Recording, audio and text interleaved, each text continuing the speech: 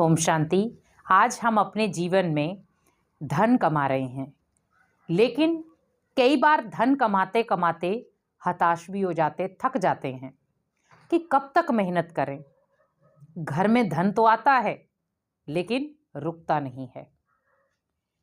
तो उसका कारण क्या है?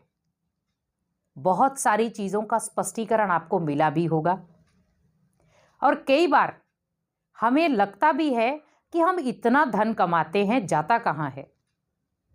कोई ऐसा भी नहीं है कि हम कोई बिजनेस कर रहे हैं, उसमें लग रहा है।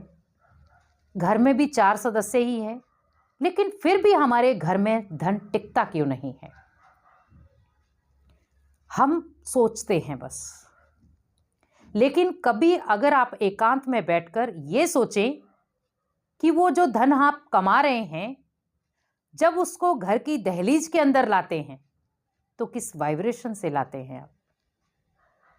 एक होता है, जरूरी नहीं है कि कोई हम छीना झपटी से धन कमाते हैं।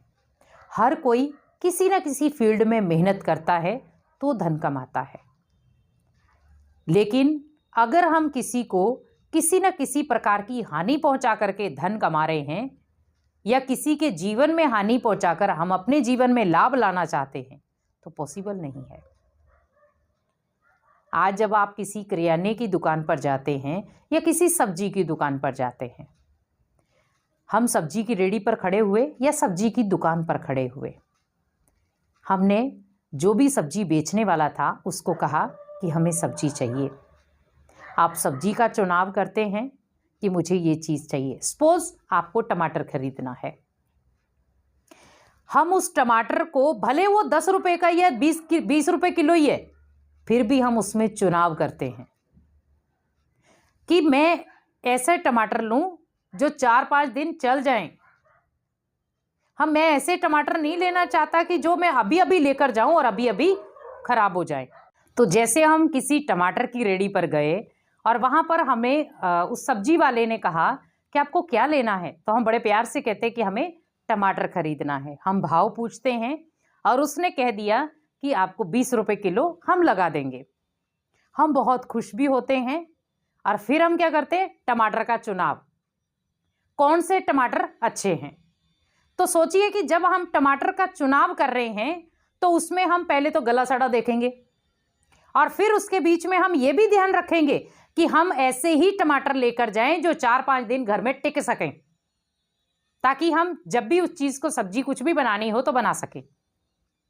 अब सोचिए कि 20 रुपए की किलो वाली चीज में भी हम चुनाव कर रहे हैं कि वो 5 दिन के लिए टिक जाए।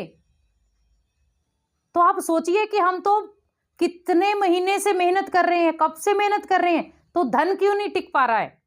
क्योंकि हम उसका चुनाव नहीं कर पाते। उसको कैसे कमाना है, जैसे आप टमाटर को भी बड़े परख के आधार पर बिल्कुल साफ सुथरा लेकर आते हैं। अगर आप एक भी टमाटर को बीच में गला सड़ा ले लिया और 2 दिन उन्हीं के साथ रख दिया तो वो भी खराब। वैसे सोचे कि एक तरफ है आपकी मेहनत की कमाई और एक तरफ है किसी को दर्द दी गई कमाई। दोनों कमाइयों को जब आप इकट्ठा कर देते हैं तो वो दोनों दर्ददायक बन जाती हैं, और उसमें आपके घर में उस धन की कोई बरकत नहीं होती। कई ऐसा सोचते हैं कि कईयों के पास तो इतना धन है कि वो महल माड़ियां खरीदते जा रहे, गाड़ियां खरीदते जा रहे, और हमें तो एक छोटी सी साइकिल लेनी होती वो भी नहीं खरीदी जाती। कमाते तो हैं लेकिन जाता कहां है? लेकिन वो आपकी ओनली सोचने समझने की शक्ति है। जिसके पास धन आ रहा है वो ऑलरेडी क्या क्या सोच रहा है? मुझे और कमाना है। और हम क्या सोच रहे हैं? मेरे पास तो है ही नहीं, मेरे पास तो टिकता ही नहीं, मेरे पास तो धन रुकता ही नहीं, मेरे घर में तो बरकत होती नहीं। ये वो व्यक्ति नहीं बोल रहा है जिसके पास धन है। वो कभी ये नहीं कहेगा मेरे धन में बरकत नहीं, मेरे घर में धन है ही नहीं, मेरा धन तो रुकता ही नहीं। भले उसे पता है कि मेरा धन कहीं ना कहीं बाहर निकल जाता है किसी ना किसी तरीके से। अब सोचिए कि धन कमाना किस तरीके का था, हम धन किस तरीके का कमा रहे हैं। कौन सा धन टिकेगा, कौन सा धन नहीं टिकेगा? क्योंकि आज जिस प्रकार धन की परिभाषा हम सुन रहे हैं, और धन के कारण आज रिश्ते बड़े प्यार से हम तोड़ देते हैं। आज आप देख रहे होंगे भले वो माता पिता हैं, बच्चे हैं, बड़े हैं, बुजुर्ग हैं। आज एक छोटा सा बच्चा है, अगर उसकी भी आप कामना को पूरा नहीं करते हैं तो वो भी कहीं ना कहीं आपसे आपके सामने अगेंस्ट हो जाता है। आज कई छोटे छोटे बच्चे अभी 1-2 साल के ही हैं, अगर मान लो सपोज मार्केट में गए हैं, मम्मी पापा के साथ गए और खिलौना उनको पसंद आ गया और मम्मी पापा की समर्था नहीं है उसको खिलौने को लेने की, वो वहीं लेट जाता है कि जब तक आप उस मुझे ये खिलौना नहीं लेकर देंगे तब तक मैं घर पे नहीं जाऊंगा। आप सोचिए, धन बड़ा या संबंध बड़े। तो यहां पर बस हमें छोटी छोटी बातों का ध्यान रखना है कि हमें जब धन कमा कर लाते हैं, मेहनत से ला रहे हैं, तो बस उसमें आपको कुछ चार्जिंग संकल्प देने हैं।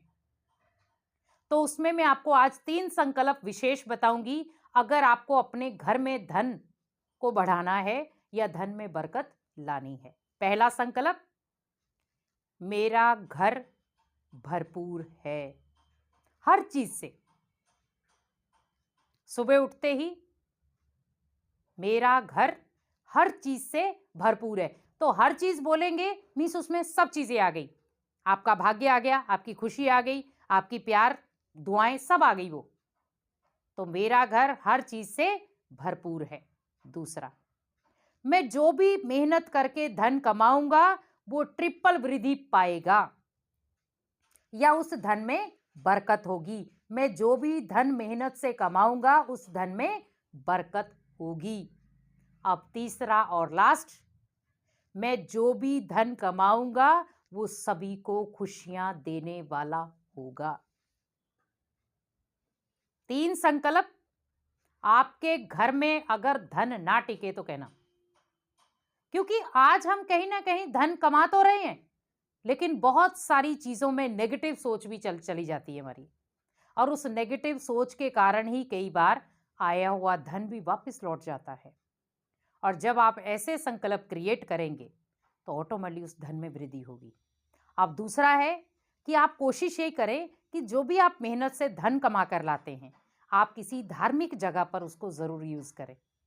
थोड़ा बहुत ही भले आप करें, क्योंकि उससे क्या होगा, आपके धन की सुरक्षा होगी।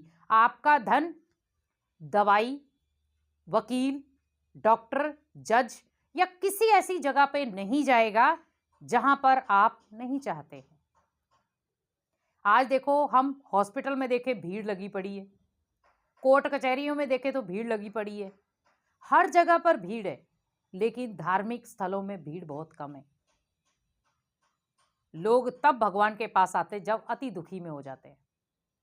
तो सोचिए कि हमें अपनी जीवन की जमा पूंजी का कुछ हिस्सा भगवान के लिए भी निकालना है, जो बाकी धन को वो पूरी सुरक्षा देगा, पूरा सुरक्षित करेगा।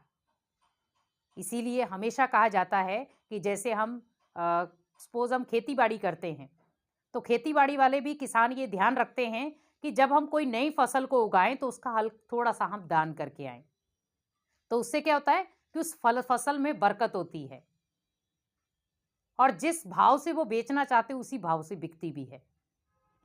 इसीलिए कहा जाता है कि धन में बरकत लानी है तो उसके लिए अपनी सोच को थोड़ा सा पावरफुल बनाएं। जब सोच आपकी पावरफुल होगी तो धन आपको खुद ब खुद बरकत वाला ही मिलेगा और उससे आपको दुआएं भी मिलेंगी और आपके घर में खुशियां भी बढ़ती चली जाएंगी। ओम शांति।